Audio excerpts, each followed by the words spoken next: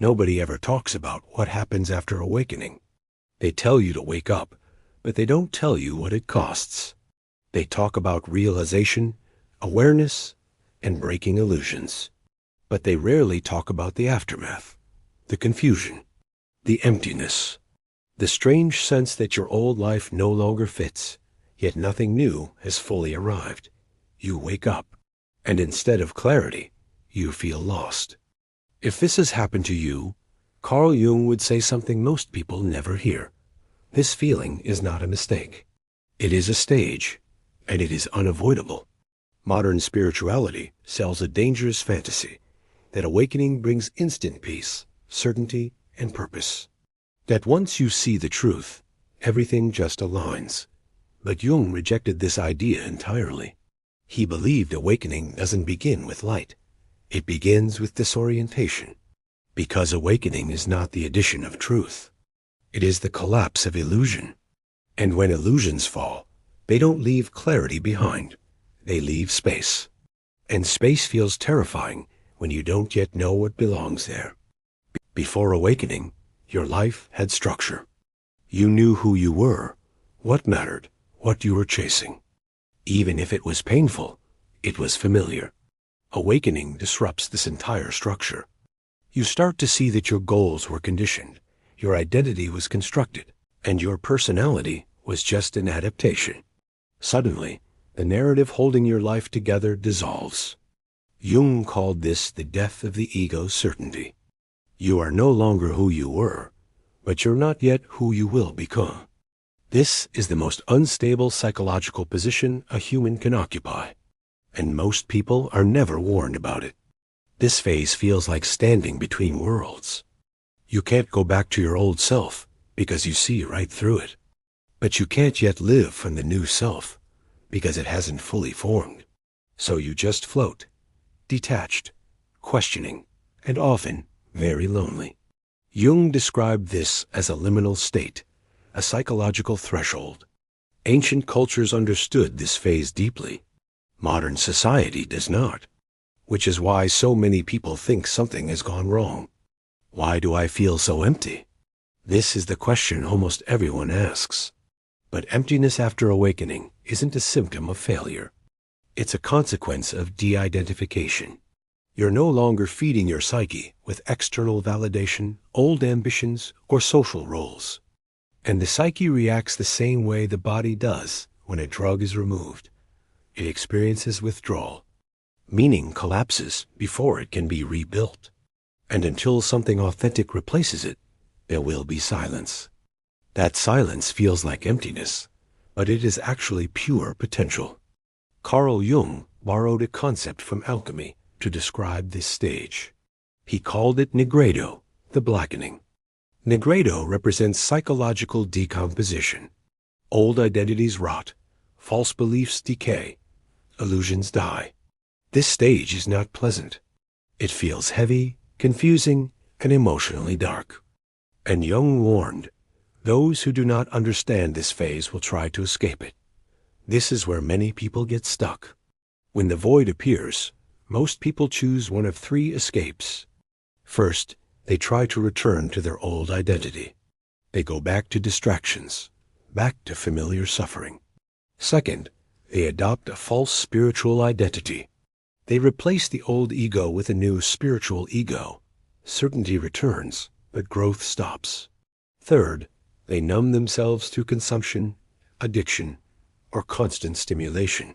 All three paths avoid discomfort, and all three prevent true individuation.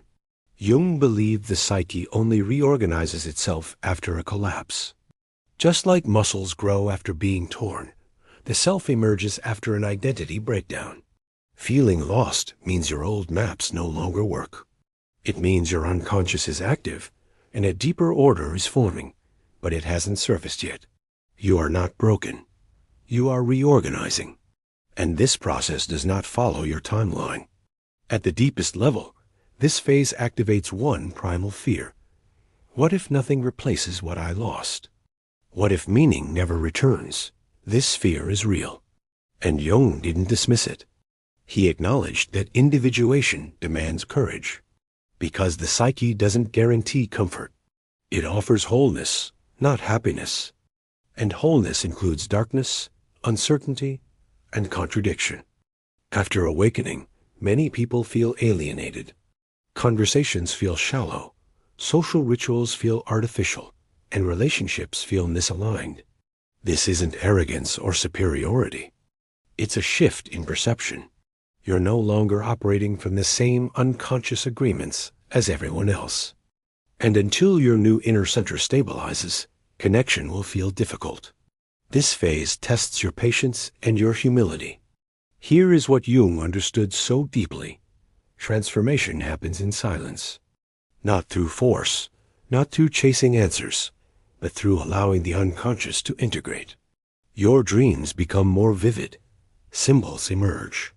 Old emotions resurface. This is the psyche reorganizing itself around a new center. Trying to fix this phase often just interrupts it. This is why Jung emphasized containment over action. During this phase, something is forming.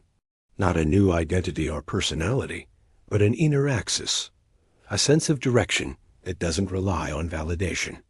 A quiet authority. A deeper alignment between your inner truth and your outer life. But it cannot be rushed, it cannot be forced, and it cannot be borrowed from others. Individuation is not a collective process. It is deeply personal. No one can walk it for you, and few will understand what you are experiencing. This loneliness isn't a punishment. It's a natural consequence of inner differentiation. Jung believed that only after this phase can genuine connection occur, because only then are you relating as a whole person, not as a mask. When meaning collapses, the mind panics. It searches everywhere for explanations in books, videos, teachers, and systems. Learning can help, but obsession with answers delays integration. This phase is not solved intellectually. It is lived through. Understanding will come, but only after the experience. And meaning does return, but not as a belief or an ideology. It returns as alignment, as a clear sense of what matters, without needing to justify it, as action that feels inevitable rather than forced. Jung called this living in accordance with the self. It's not traumatic or performative. It's quiet, stable, and real.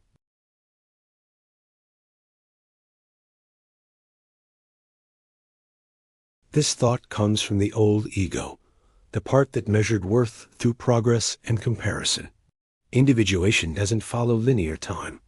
It follows psychological readiness. And readiness cannot be rushed.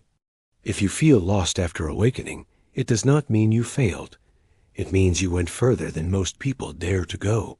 You stepped beyond identity, beyond certainty, beyond comfort.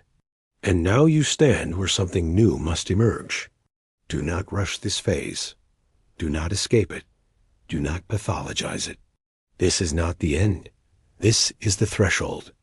And beyond it lies not the person you imagine becoming, but the person you are always meant to be.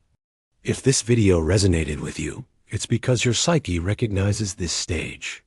And if you are here now, you are exactly where you need to be. Thanks for watching.